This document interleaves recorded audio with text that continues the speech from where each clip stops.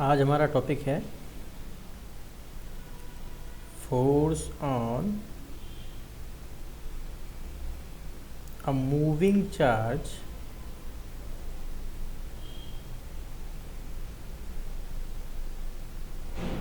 In a magnetic field. ठीक है, generally हम लोग जो पढ़ेंगे वो होगा यूनिफॉर्म मैग्नेटिक फील्ड। तो uniform magnetic field 10th class में हम लोगों ने पढ़ा भी हुआ है। ठीक है, तो इसके लिए जल्दी जल्दी बात करेंगे। जैसे हमारे पास ये इस डायरेक्शन में एक मैग्नेटिक फील्ड है B, और हमारे पास यहाँ पर कोई चार्ज पार्टिकल है, मान लिया +Q। ठीक है, जिसके पास इस डायरेक्शन में एक वेलोसिटी है V। ठीक है, अब ये वेलोसिटी जो है वो मैग्नेटिक फील्ड के साथ कोई ना कोई एंगल बना रही है, तो मान लो थीटा एंगल है। ठीक है, तो इस चार्ज पार्टिकल पे एक फोर्स लगेगा। ठीक है, इस चार्ज पार्टिकल पे एक फोर्स लगेगा, और उस फोर्स की जो वैल्यू होगी वो होगी QVB साइन थीटा। ये हम लोग पढ़ चुके हैं। ठीक है, कोई डेरिवेशन वगैरह कुछ नहीं है, सीधे आपको ये याद रखना है। ऐसे इस पे जो इस चार्ज पार्टिकल पे जो फोर्स लगेगा उसकी वैल्यू होगी QVB sine theta. Theta is the angle between magnetic field and velocity. Velocity और मैग्नेटिक फील्ड के बीच का जो एंगल होगा वो थीटा रहेगा। ठीक है, और यहाँ पे चार्ज पार्टिकल। अब फोर्स लगेगा तो फोर्स का अपना एक डायरेक्शन भी होगा, कि भाई फोर्स क्या है, वेक्टर क्वांटिटी, तो इसके पास डायरेक्शन भी होना चाहिए। अब इसका जो डायरेक्शन होगा वो कैसे निकालेंगे? तो डायरेक्शन निकालने के लिए हमारे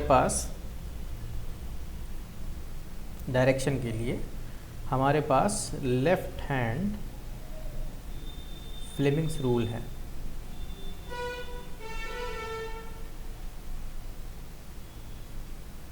ठीक है, अब ये लेफ्ट हैंड फ्लेमिंग्स रूल क्या है? देखिए, इसको हम लोग क्रैश कोर्स की तरीके से पढ़ रहे हैं, इसीलिए इसको हम इस स्पीड में बता रहे हैं, क्योंकि जो मतलब की चीज़ है आपको सिर्फ वही पढ़नी है, वही समझनी है। ज़्यादा हमको टाइम नहीं देना है एक टॉपिक पे कि उसमें टाइम दे दें, फिर टाइम वेस्ट होगा, फिर वो क्रैश कोर्स का कोई मतलब नहीं बनेगा। क्रैश कोर्स का मतलब क्या हुआ, हमें स्पीड में पढ़ाना है चीज़ों को। ठीक है, इसीलिए मैंने बताया जो काम की चीज़ है उसमें बस यही लिख दिया कि मैग्नेटिक फील्ड ये है, और इस मैग्नेटिक फील्ड से एक चार्ज पार्टिकल की वेलोसिटी का डायरेक्शन ये है, थीटा एंगल बना रहा है, तो उस पर फोर्स लगेगा, और फोर्स कितना लगेगा? QVB sine theta. अब ये तो फोर्स का मैग्नीट्यूड हो गया, लेकिन फोर्स क्या होती है? वेक्टर क्वांटिटी होती है, तो इसके बाद डायरेक्शन भी होगा। डायरेक्शन कैसे पता करेंगे? डायरेक्शन पता करेंगे लेफ्ट हैंड फ्लेमिंग्स रूल से। अब लेफ्ट हैंड फ्लेमिंग्स रूल क्या है? सबसे पहले हमको तो चाहिए लेफ्ट हैंड, हमारे पास क्या हो, लेफ्ट हैंड होना चाहिए, राइट हैंड नहीं। और अपनी 3 उंगलियों को, बल्कि 2 उंगलियों को और एक अंगूठा आपका। ठीक है, इसको आप इंडेक्स फिंगर बोलेंगे, इसको मिडिल फिंगर बोलेंगे, और ये थंब आपका है, इंडेक्स, मिडिल फिंगर, थंब। ठीक है, इन तीनों को हमें हमेशा ऐसे रखना है, तीनों हमेशा आपस में परपेंडिकुलर होने चाहिए। परपेंडिकुलर क्यों होना चाहिए? क्योंकि यहाँ पर जब भी मैग्नेटिक फील्ड हम लोग पढ़ते हैं तो 3 डायमेंशन आ जाता है, और 3 डायमेंशन का मतलब होता है एक एक्स एक्सिस होता है, एक वाई एक्सिस होता है, और एक जेड एक्सिस होता है। ठीक है, अब जेड एक्सिस इसमें तो नहीं बना सकते, तो हमने चलो इसको ऐसे बना दिया। ठीक है, ये क्या है? जेड एक्सिस है। ठीक है, तो यहाँ पे एक एक्स एक्सिस आपकी हो गई उंगली, और एक वाई एक्सिस दूसरी उंगली हो गई, और जेड एक्सिस आपका अंगूठा हो गया, मान लेते हैं। ठीक है, तो इसलिए यहाँ पर 3 डायमेंशन के लिए हम left hand Fleming's rule use करते हैं। अब इसमें अगर आप समझ जाएँ या जान जाएँ कि हमको हर उंगली में किसको किसको देखना है, तो आपका काम हो जाएगा। देखिए, इंडेक्स फिंगर हमेशा मैग्नेटिक फील्ड के लिए होती है, ये जब भी आप आगे बढ़ेंगे तो इंडेक्स फिंगर हमेशा मैग्नेटिक फील्ड के लिए यूज़ की जाती है। मैग्नेटिक फील्ड का डायरेक्शन जिधर होगा उंगली को उधर दिखा देंगे, बस, इसके आगे कुछ नहीं करना है। दूसरा, ये वाली जो फिंगर होती है इसको हम लोग मोशन ऑफ चार्ज के लिए यूज़ करते हैं, यानी जिस डायरेक्शन में वेलोसिटी होगी किसकी, चार्ज की, उस डायरेक्शन में हम इसको रखेंगे। ठीक है, अब एक चीज़ समझिए, पहले जिस डायरेक्शन में वेलोसिटी होगी तो उसी डायरेक्शन में तो करंट भी होता है, तो ये अब ये वाली आपकी जो मिडिल फिंगर है ये करंट के डायरेक्शन के लिए यूज़ की जाती है, या direction of velocity of charge particle के लिए यूज़ की जाती है। अंगूठा आपका जो होता है वो हमेशा फोर्स के लिए यूज़ होता है। ठीक है, और जिधर फोर्स होता है उधर मोशन होता है, आपको ये जाके आगे पता चलेगा। तो हम लोग इसको कभी कभी मोशन के लिए यूज़ कर लेते हैं। अब ये अंगूठा किसके लिए हो गया? फोर्स के लिए। ये किसके लिए? मैग्नेटिक फील्ड के लिए। ये किसके लिए?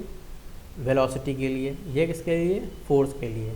इन तीनों को ऐसे रखेंगे ताकि हमको तीसरे का डायरेक्शन मिल जाए। 2 उंगलियों को ऐसे एडजस्ट करेंगे कि तीसरे का डायरेक्शन मिल जाए। ठीक है, अब जैसे बात आती है, मान लो जो हमने डायरेक्शन बनाया है, ये जो फिगर बनाया है, इसमें अगर हम बात करें तो मैग्नेटिक फील्ड का डायरेक्शन जो है वो इस तरफ है। तो मैंने अपनी इस उंगली को इधर रख दिया। अब जो वेलोसिटी है उसका डायरेक्शन किधर है? वेलोसिटी का डायरेक्शन मैग्नेटिक फील्ड के ऊपर है। ऐसे देखना है इसको, मैग्नेटिक फील्ड के ऊपर है। तो मैग्नेटिक फील्ड के ऊपर है तो अपनी उंगली को ऐसे ऊपर कर देंगे। ठीक है, डायरेक्शन के लिए एग्जैक्टली अपनी उंगली को ऐसे तिरछा मोड़ नहीं देना है। ठीक है, मोड़ना नहीं उंगली को, उंगली हमेशा ऐसे ही रहेगी।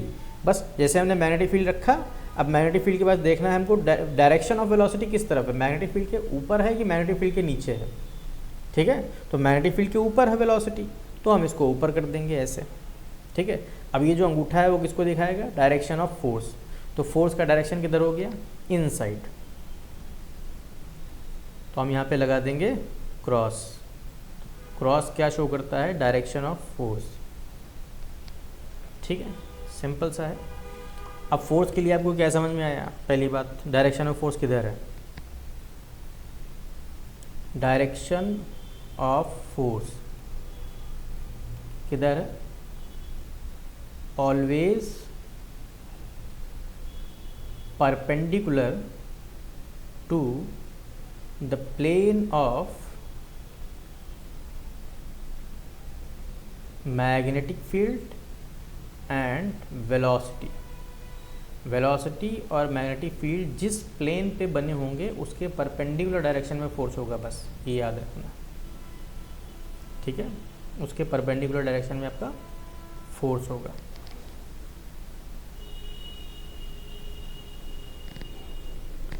ठीक है, अब देखिए हमारा जो फोर्स का फार्मूला बना है वो बना है Q V B sine theta. ठीक है, इससे 2-3 बातें आपको याद भी रखनी है। पहली बात, अगर मैग्नेटिक फील्ड और वेलोसिटी दोनों सेम डायरेक्शन में है तो एंगल कितना हो जाएगा? 0 डिग्री। एंगल 0 डिग्री हो जाएगा, इस बात का मतलब फोर्स 0 हो जाएगा। किसी भी तरह का मैग्नेटिक फोर्स नहीं होगा, और कोई फोर्स हो सकता है लेकिन मैग्नेटिक फोर्स नहीं लगेगा इसके ऊपर।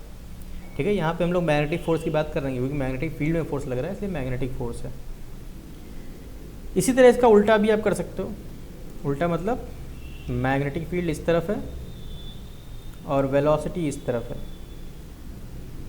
अब वेलोसिटी और मैग्नेटिक फील्ड अपोजिट डायरेक्शन में है तो एंगल कितना बना? 180 डिग्री। साइन 180 की वैल्यू फिर से 0 ही होती है, इसका मतलब फोर्स अभी भी कितना आएगा? 0। मैग्नेटिक फोर्स हो गया 0। तो आपको ये बात याद रखनी है, कभी भी चार्ज पार्टिकल की वेलोसिटी मैग्नेटिक फील्ड के अलोंग नहीं होनी चाहिए। अगर अलोंग हो गई, अलोंग का मतलब चाहे उसके साथ हो चाहे उसके अपोजिट हो, उसके अलोंग नहीं होनी चाहिए। अगर उसके अलोंग हो गई तो किसी भी तरह का मैग्नेटिक फोर्स नहीं लगेगा। ठीक है, तीसरी बात, अगर मैग्नेटिक फील्ड इधर है और वेलोसिटी इधर है, मतलब सीधे परपेंडिकुलर है ऐसे, तो एंगल 90 डिग्री हो गया और साइन 90 की वैल्यू होती है 1। तो इस सिचुएशन में आपका जो फोर्स होगा वो मैक्सिमम होगा और उसकी वैल्यू होगी सीधे क्यू वी बी। बस ये मैक्सिमम फोर्स होगा। ठीक है, उम्मीद है ये बातें समझ में आ गई होंगी आपको। आगे बढ़ते हैं। Force on a current carrying conductor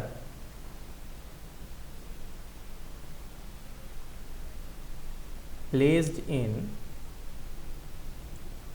uniform magnetic field.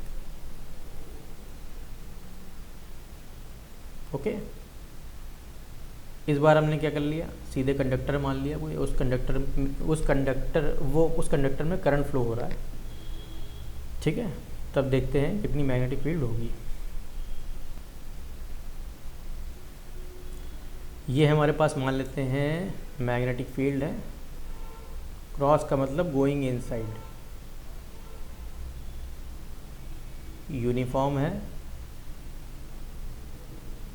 Uniform का मतलब सिर्फ इतना सा है, गैप बराबर रख दीजिए सबके बीच, तो हमारे लिए यूनिफॉर्म हो जाएगी वो।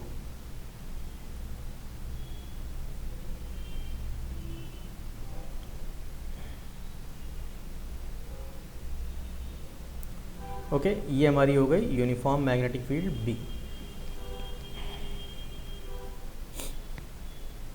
ये हमारे पास एक कंडक्टर है,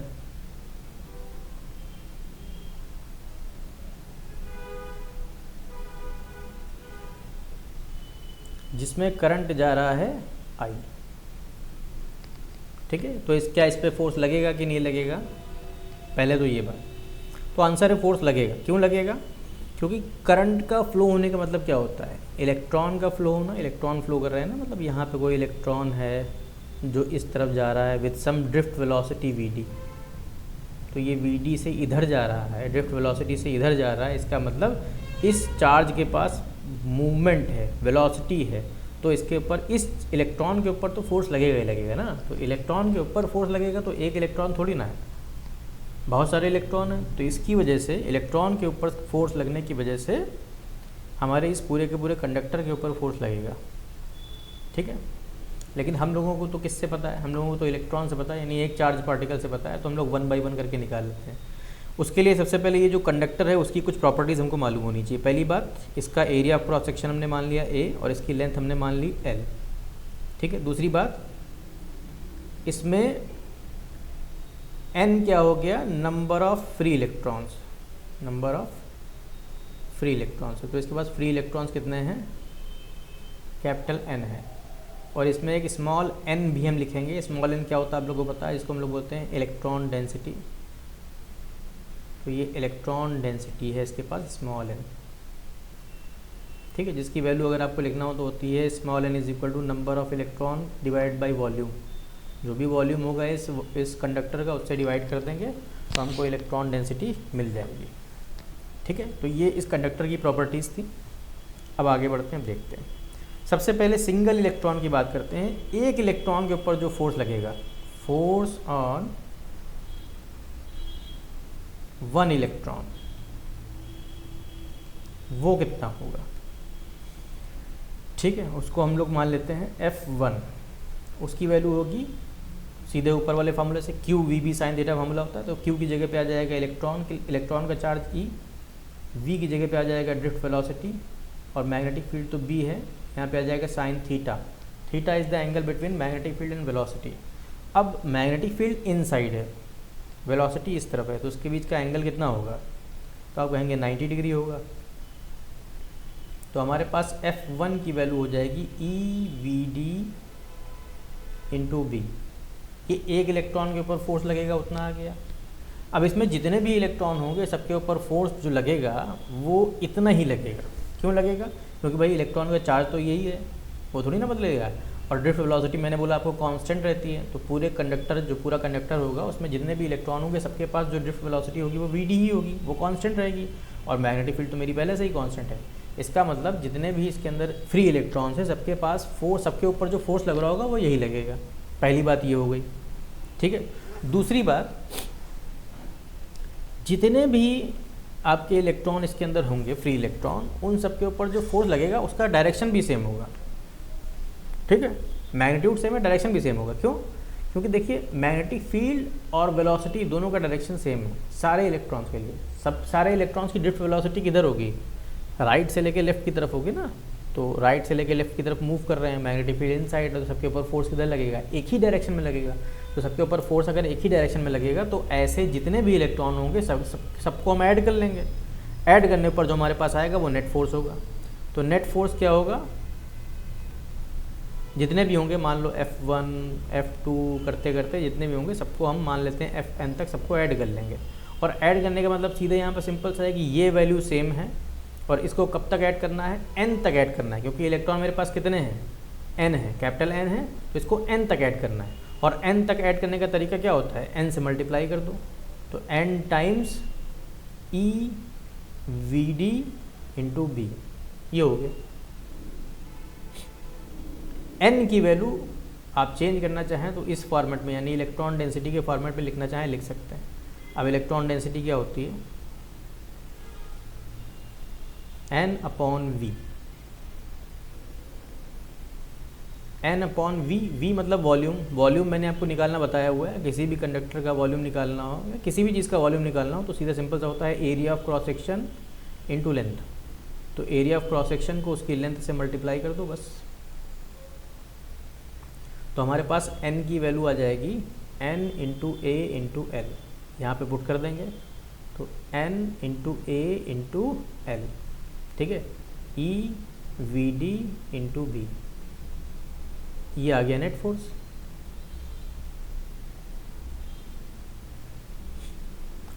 ठीक है, ये आ गया मेरे पास नेट फोर्स। अगर आप इसको ध्यान से देखेंगे तो N E A V D ये क्या होता है, N E A V D ये होता है इलेक्ट्रिक करंट। तो इसकी जगह पे उठा के मैंने आई रख दिया, N E A V D की जगह मैंने उठा के आई रख दिया, मेरे पास बचा क्या, एल बचा, बी बचा। This is net force. ठीक है, अब इसमें देखो एक चीज़ मैंने पहले से ही अप्रॉक्सीमेट करके रखा था, मान के रखा था। क्या मान के रखा था कि मेरी मैग्नेटिक फील्ड इनसाइड है और कंडक्टर ऐसे रखा हुआ है। ज़रूरी नहीं कि ऐसा हो, ठीक है, ज़रूरी नहीं कि ऐसा हो। ऐसा भी हो सकता है कि मैग्नेटिक फील्ड मेरी ऐसी है और कंडक्टर यूँ रखा हुआ है, ठीक है, कंडक्टर यूँ रखा हुआ, मतलब कंडक्टर यहाँ से एक बार एंगल बना रहा है।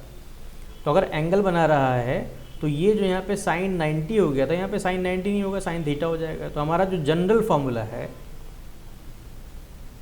जनरल रिलेशन जो है हमारा फोर्स का, उसमें साइन थीटा ऐड कर लेना बस, यानी कि force is equal to I B L sine theta.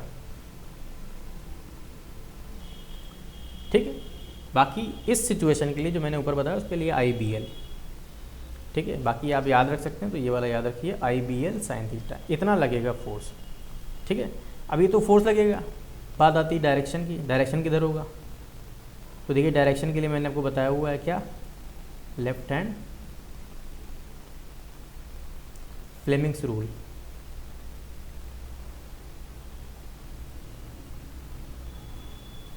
Left hand Fleming's rule लगाएंगे। आप कहेंगे हमको तो चार्ज के लिए पता है, तो चार्ज के लिए लगा लीजिए, बात तो सेम ही, आंसर सेम आना। देखिए ये हमारी उंगलियां हैं और ये अंगूठा है। मैग्नेटिक फील्ड की तरफ अपनी इस उंगली को रखेंगे, इंडेक्स फिंगर को, तो मैग्नेटिक फील्ड मेरी किधर है, इनसाइड है। ठीक है, मैग्नेटिक फील्ड मेरी किधर है, इनसाइड है। अब मैग्नेटिक फील्ड मेरी इधर है और मेरा जो वेलोसिटी है चार्ज पार्टिकल की वो किस तरफ है, वो आप कहेंगे लेफ्ट तरफ, लेफ्ट साइड है। तो इसको यूँ घुमा देना है, यूँ लेफ्ट साइड। अब देखिए फोर्स का डायरेक्शन किधर आया, नीचे की तरफ।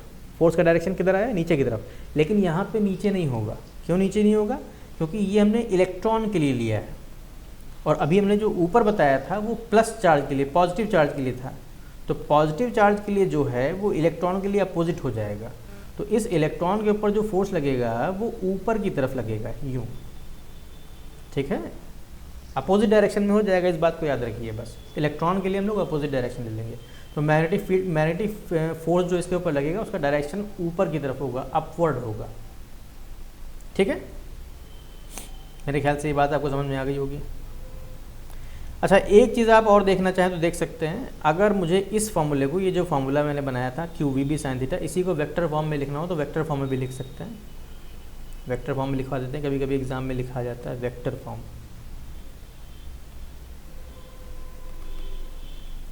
वेक्टर फॉर्म में सिंपल तरीका लिखने का, देखिए ये क्या लिखा हुआ, वेलोसिटी, ये क्या लिखा हुआ, मैग्नेटिक फील्ड, ये दोनों वेक्टर क्वांटिटी हैं और मल्टीप्लाई करके क्या लिखा हुआ, साइन थीटा।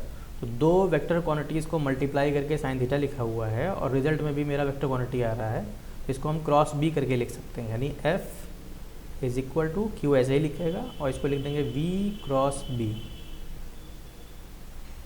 ऐसे क्रॉस करके लिख देंगे बस। जैसे A cross B is equal to A B sine theta होता है, वैसे यहाँ पे v cross B is equal to V B sine theta, vector form में लिख दिया गया।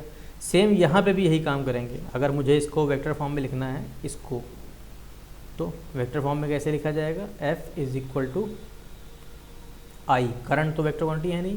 देखिए मैग्नेटिक फील्ड और लेंथ वेक्टर क्वांटिटीज़ है, लेंथ जो है वो भी वेक्टर क्वांटिटी है। अब बस इतना याद रखिए, लेंथ का डायरेक्शन हम लोग वहीं लेंगे जिस डायरेक्शन में करंट होगा।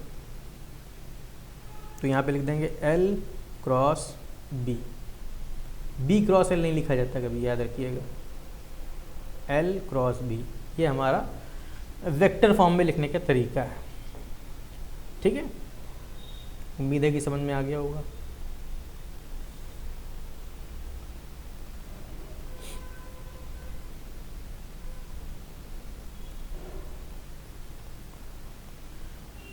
Okay, next topic is force between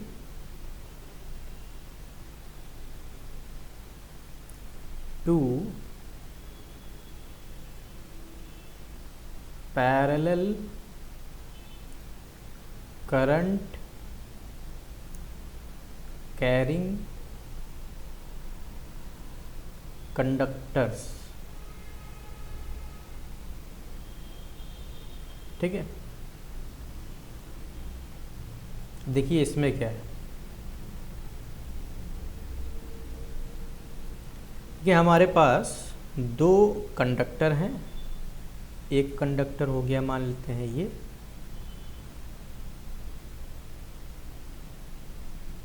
और एक कंडक्टर हो गया मान लेते हैं ये। ठीक है, ये कंडक्टर नंबर 1 है, ये कंडक्टर नंबर 2 है। ठीक है, इस कंडक्टर में इसकी लेंथ को हम मान के चल रहे हैं इनफाइनाइट लेंथ का है। ठीक है, दोनों कंडक्टर की लेंथ को हम मान के चल रहे हैं इनफाइनाइट लेंथ का है, ताकि लेंथ का हमको टेंशन न लेना पड़े।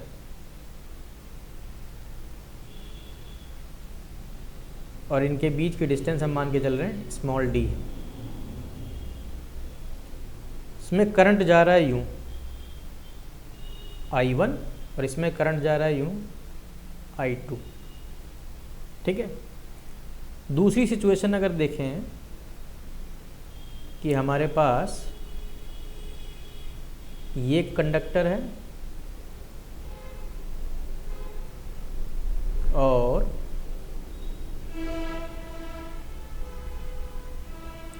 ये कंडक्टर है, कंडक्टर नंबर 1, कंडक्टर नंबर 2। इस बार इसमें करंट इसमें यूं जा रहा है I1, और इसमें यूं जा रहा है I2।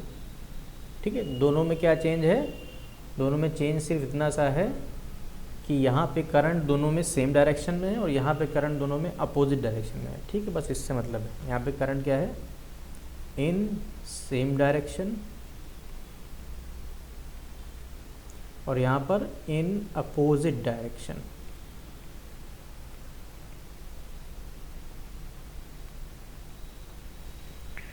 ठीक है, अब 1 बाई 1 करके समझेंगे, बहुत ध्यान से समझेंगे। ठीक है, कंसेप्चुअल चीज़ ज़्यादा है ये। ठीक है, देखिए कंडक्टर नंबर 1 में करंट फ्लो हो रहा है I1। तो ये हम लोग पढ़ चुके हैं कि कोई भी किसी भी कंडक्टर में अगर करंट फ्लो होगा तो वो अपने सराउंडिंग्स में एक मैग्नेटिक फील्ड डेवलप कर लेगा, मैग्नेटिक फील्ड बना लेगा। तो ये जो अपनी मैग्नेटिक फील्ड बनाएगी वो बहुत सारे कॉन्सेंट्रिक सर्कल्स बनाएगा। ठीक है, तो एक कोई कॉन्सेंट्रिक सर्कल होगा जो इस वायर से भी टच करेगा, इसकी जो मैग्नेटिक फील्ड होगी इस वायर से भी होकर जाएगी। ठीक है, तो हमको वो वाली मैग्नेटिक फील्ड से काम है जो इस वायर से होकर जाएगी। ठीक है, वो वाली मैग्नेटिक फील्ड से काम है। तो ये वाला जो कंडक्टर मैग्नेटिक फील्ड बनाएगा जो इस वायर से होकर जाएगी, उसको मैं बोले दे रहा हूँ B1। तो B1 का मतलब क्या है, वो वाली मैग्नेटिक फील्ड जो कंडक्टर 1 ने बनाई है। ठीक है, सिर्फ हमको यहाँ पे डायरेक्शन देखना है। डायरेक्शन के लिए मैंने आपको बताया हुआ है राइट हैंड कर्ल रूल। जब भी डायरेक्शन देखना हो मैग्नेटिक फील्ड का कि यहाँ पर इस वायर के ऊपर मैग्नेटिक फील्ड का डायरेक्शन क्या होगा, तो उसको देखने का तरीका क्या है, अपने अंगूठे को रखेंगे हमेशा करंट के डायरेक्शन में। ठीक है, और अपनी उंगली को ले जाएंगे उस तरफ, अपनी उंगलियों को उस तरफ ले जाएंगे जहाँ आपको डायरेक्शन फाइंड आउट करना है। तो हमें डायरेक्शन फाइंड आउट करना है राइट साइड। जब राइट साइड आप जाएंगे तो आपकी हथेली किस तरफ फेस कर रही है, इन साइड। आपका पाम इन साइड फेस कर रहा है, इसका मतलब यहाँ पे डायरेक्शन क्या है मैग्नेटिक फील्ड का, इन साइड। ठीक है, अभी सिर्फ हम डायरेक्शन की बात कर रहे हैं। ठीक है, अब इन साइड है तो ऐसे फोर्स लग गया, ऐसे मैग्नेटिक फील्ड आ गई। अब कंडक्टर नंबर 2 के बारे में सोचिए। कंडक्टर नंबर 2 में करंट फ्लो हो रहा है और वो मैग्नेटिक फील्ड में रखा हुआ है। कंडक्टर नंबर 2 में करंट फ्लो हो रहा है ऊपर की तरफ और वो मैग्नेटिक फील्ड में रखा हुआ है। तो इसके ऊपर क्या लगना चाहिए, फोर्स। अभी हम लोगों ने पिछले वाला टॉपिक ही यही पढ़ा हुआ है। कितना फोर्स लगना चाहिए, I BL sin थीटा।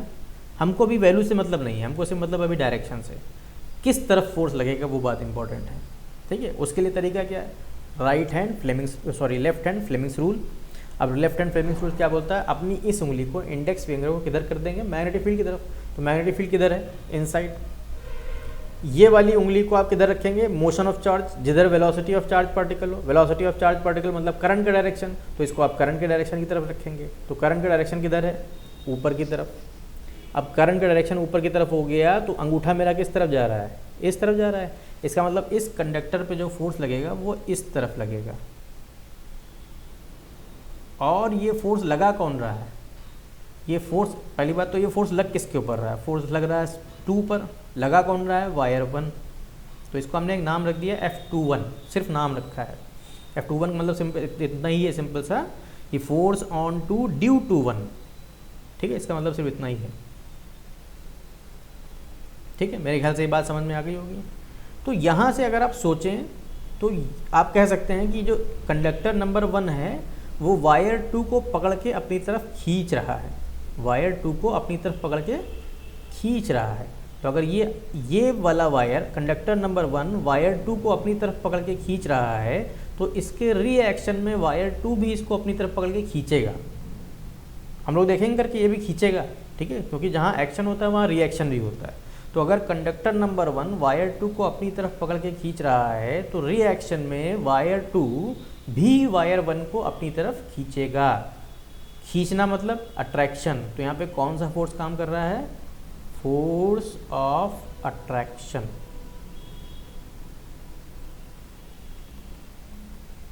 ठीक है। यानी कि जब करंट सेम डायरेक्शन में होगा तो दोनों वायर के बीच जो फोर्स लगेगा वो कौन सा होगा, फोर्स ऑफ अट्रैक्शन, ठीक है। ये तो एक्शन था। रिएक्शन तो हम थर्ड लॉ को सोच के बता रहे हैं, निकाल के भी देख सकते हैं। देखिए निकाल के भी देख लीजिए। अब वायर 2 के बारे में सोचिए, वायर 2 में करंट फ्लो ऊपर की तरफ हो रहा है, तो वायर 2 भी तो अपनी मैग्नेटिक फील्ड बनाएगा। तो उसकी जो मैग्नेटिक फील्ड बनेगी, उसके जो कॉन्सेंट्रिक सर्कल्स बनेंगे मैग्नेटिक फील्ड वाले, तो एक ऐसा सर्कल जो होगा जो इस वायर से भी होकर जाएगा, तो वो मैग्नेटिक फील्ड कौन बना रहा है, वायर 2 बना रहा है। इसको हम B2 बोले दे रहे हैं। अब इसका डायरेक्शन हमको देखना पड़ेगा कि डायरेक्शन कैसे पता करेंगे, right hand palm rule. Wire 2 में करंट किधर है, ऊपर की तरफ है, और हमको किधर देखना है, इस साइड में देखना है। तो अपनी उंगलियों को इस साइड ले जाएंगे। अपनी उंगलियों को इस साइड लेकर गए तो मेरी हथेली किस तरफ फेस कर रही है, बाहर की तरफ, कमिंग आउटसाइड कर रही है। तो इसका मतलब यहाँ पर मैग्नेटिक फील्ड का जो डायरेक्शन है वो कमिंग आउटसाइड है, ठीक है। अब मैग्नेटिक फील्ड का डायरेक्शन मालूम हो गया। अब हमको देखना फोर्स का डायरेक्शन क्या है। तो उसके लिए क्या है, left hand Fleming's rule. Magnetic field किधर है, कमिंग आउटसाइड। तो कमिंग आउटसाइड के लिए ऐसे मैंने कर लिया, ठीक है। ये बाहर की तरफ आ रही है ना, करंट किधर है, ऊपर की तरफ है, तो इस उंगली को यूँ घुमा दिया, ठीक है। घुमाने में मुझे तकलीफ हो रही है, आप समझ जाइए इस बात को, ठीक है। इसको मैंने इधर घुमा दिया तो मेरा अंगूठा किधर जा रहा है, मेरा अंगूठा जा रहा है अंदर की तरफ, ठीक है। बस ऐसे देखता हूँ, देखिए ये आपकी मैग्नेटिक फील्ड हो गई, ठीक है। ये वाली उंगली आपकी मैग्नेटिक फील्ड हो गई जो कमिंग आउटसाइड हो गई, और करंट किधर है, ऊपर की तरफ। तो करंट को मैंने ऊपर की तरफ कर दिया। अब अंगूठा किधर है, अंगूठा मेरा इस तरफ है, अंगूठा मेरा इस तरफ है। तो अंगूठा अगर मेरा इस तरफ है तो इसका मतलब फोर्स जो लग रहा है वो इस तरफ लग रहा है। और वो फोर्स किसके ऊपर लग रहा है, वायर 1 के ऊपर लग रहा है। कौन लगा रहा है, 2 लगा रहा है।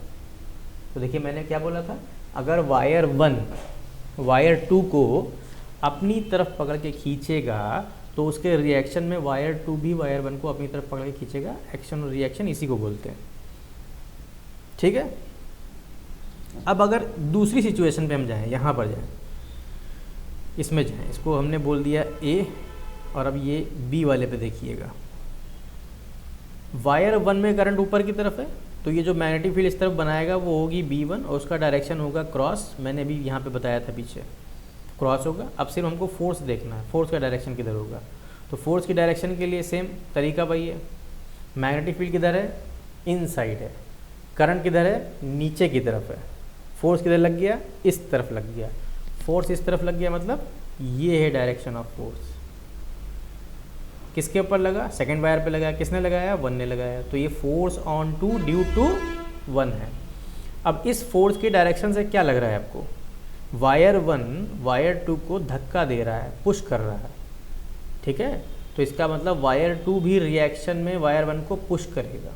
पुश करना मतलब रिपेल करना। तो यहाँ पे फोर्स का डायरेक्शन क्या है, फोर्स क्या है, किस तरह का फोर्स है, फोर्स ऑफ रिपल्शन। तो इन दोनों के बीच जो फोर्स लग रहा है वो फोर्स ऑफ रिपल्शन है। अब दूसरा बनाना चाहें दूसरा भी बना सकते हैं। वायर 2 में जो करंट नीचे की तरफ है उसकी वजह से जो मैग्नेटिक फील्ड यहाँ पे बनेगी उसको मैंने B2 बोल दिया। सिर्फ डायरेक्शन देखना है, कैसे देखेंगे, राइट हैंड पाम रूल से।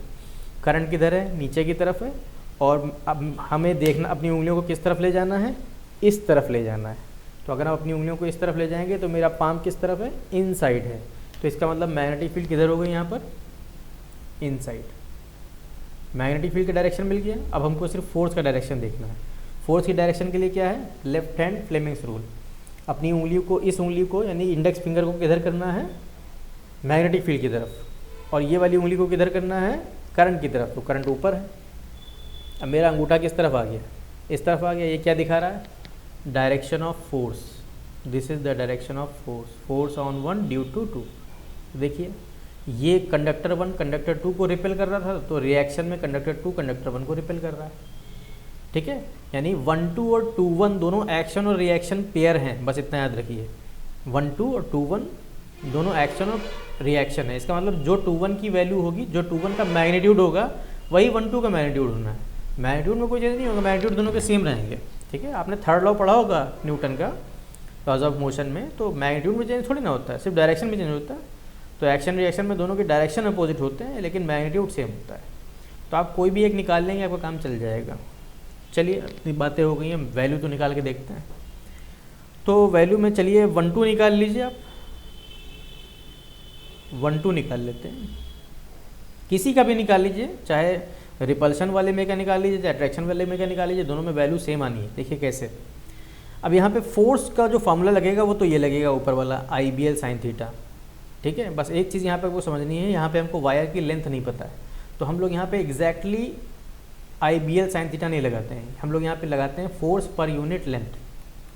क्या निकालते हैं हम लोग, फोर्स पर यूनिट लेंथ। अब पर यूनिट लेंथ का मतलब ये हुआ कि आपको जो फोर्स निकालना है, जो F12 निकालना है, उसको लेंथ से डिवाइड कर देना है, तो बड़ी पर यूनिट लेंथ आ जाएगा। ठीक है, लेकिन लेंथ तो इसकी पता नहीं है, तो हम लोग लेंथ को लिखते ही नहीं है। लेंथ को लिखते ही नहीं है तो हम लोग ये मान के चलते हैं कि ये जो निकाला है वो एक्चुअल में है क्या, ये फोर्स पर यूनिट लेंथ है। ठीक है, ये बात अंडरस्टूड है।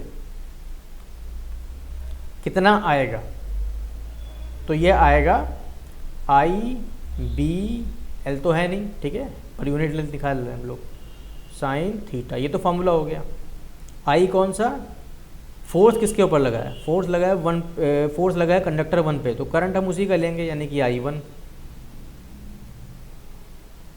मैग्नेटिक फील्ड यहाँ पे कौन सी है, B2।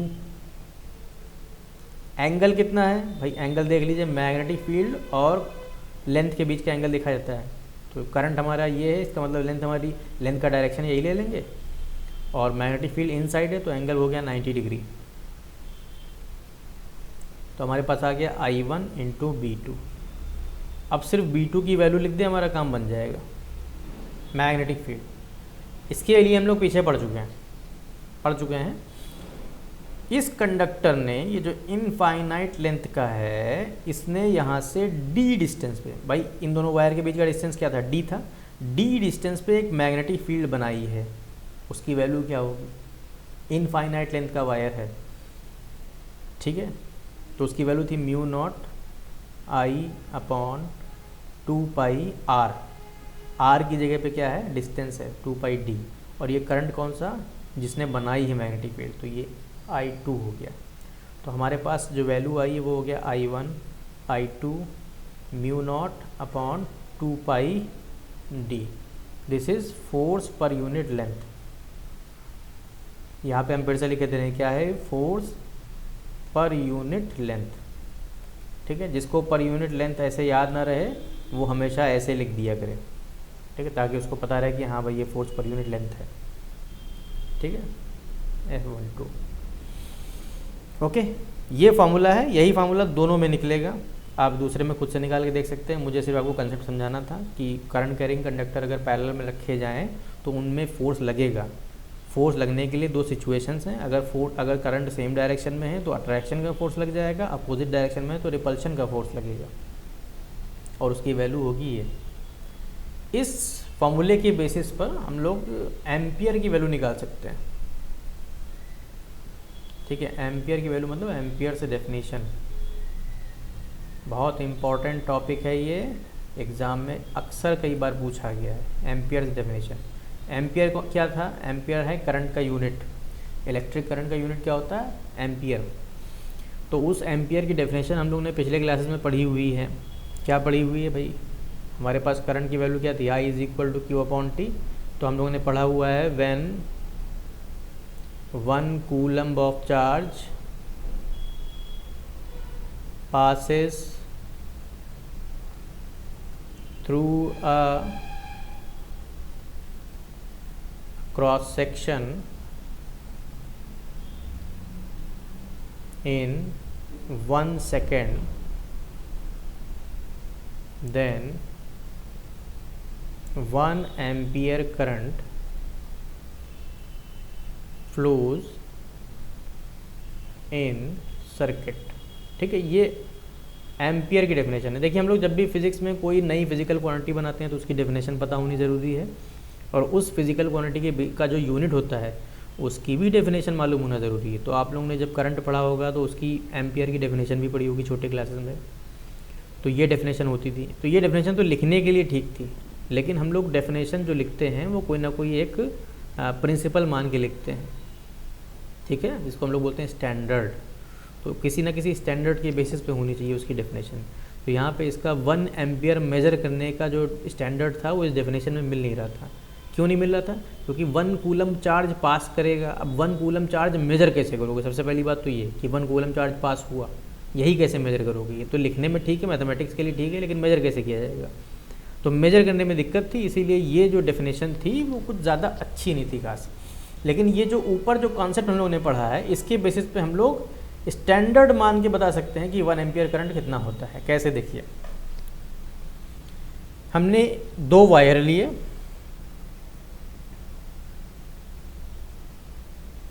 ठीक है,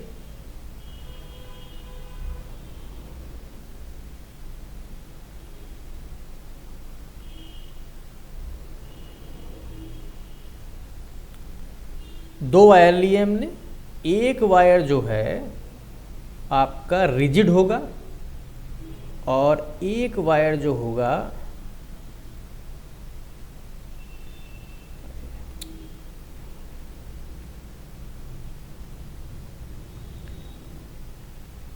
वो फ्लेक्सिबल होगा।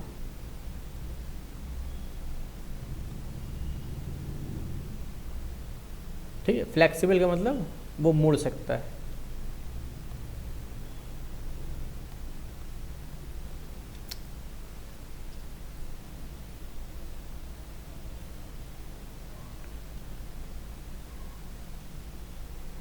ठीक है, ये ठीक है,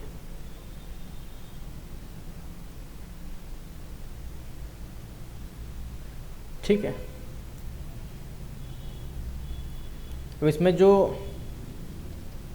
ये वाला वायर है, इसको आप मान लीजिए कि ये रिजिड है। रिजिड का मतलब ये बिल्कुल भी बेंड नहीं हो सकता है। मान लीजिए कोई मोटा सा रॉड लगा हुआ है। ये जो वायर है ये फ्लेक्सिबल है, ये मुड़ सकता है। ठीक है, और इस वायर में मैंने एक स्ट्रिंग लगा दी। ठीक है, एक स्ट्रिंग लगा ली और इस स्ट्रिंग को मैंने एक यहाँ पे जोड़ दिया एक पुली से। ठीक है, ये पुली है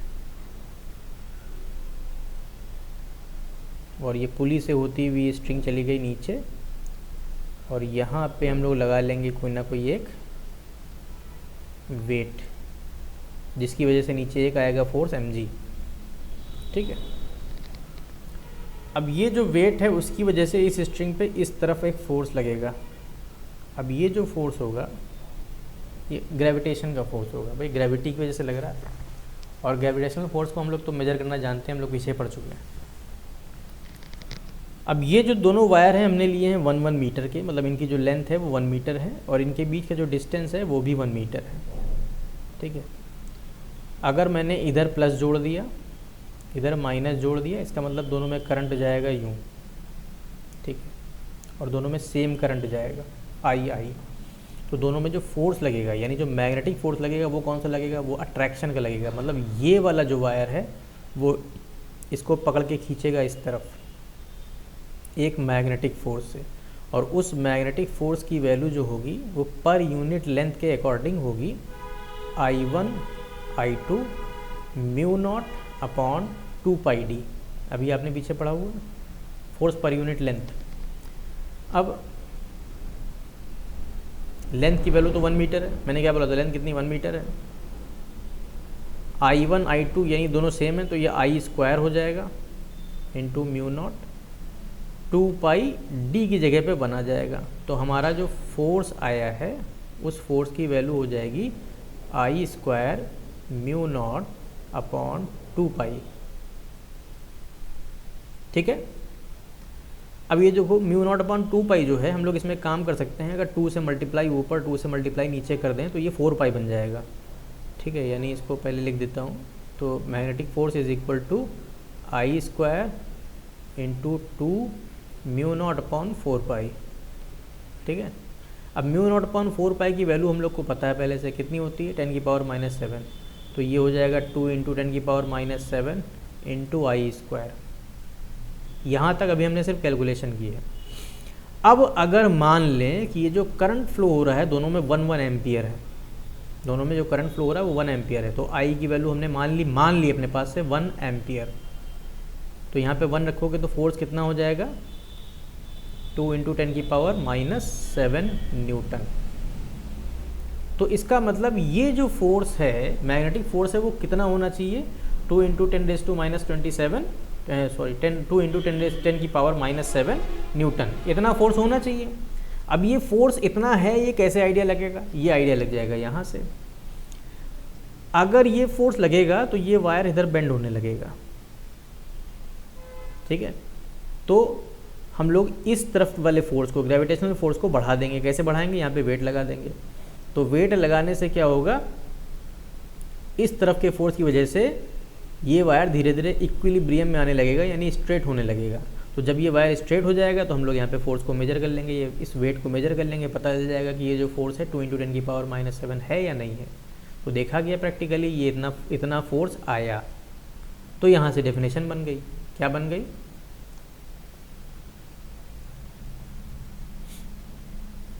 simple C, if 1 ampere electric current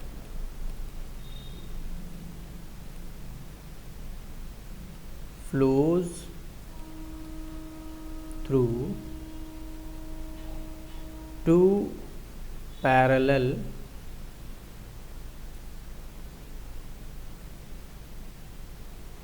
wire of length 1 meter and 1 meter apart, then a magnetic force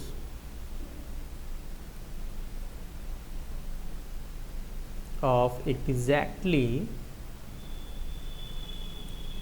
2 into 10⁻⁷ Newton acts between them। ठीक है, क्या लिखा हुआ, अगर 1 एम्पियर करंट फ्लो हुआ उनके बीच में, किसके बीच में, 1 मीटर वायर और 1 मीटर डिस्टेंस पे रखे हुए वायर हैं, तो उनके बीच में जो फोर्स लगेगा वो एग्जैक्टली 2 इंटू 10⁻⁷ न्यूटन होगा। दिस इज कॉल्ड एम्पियर से डेफिनेशन, जो आपको याद रखनी है। ओके।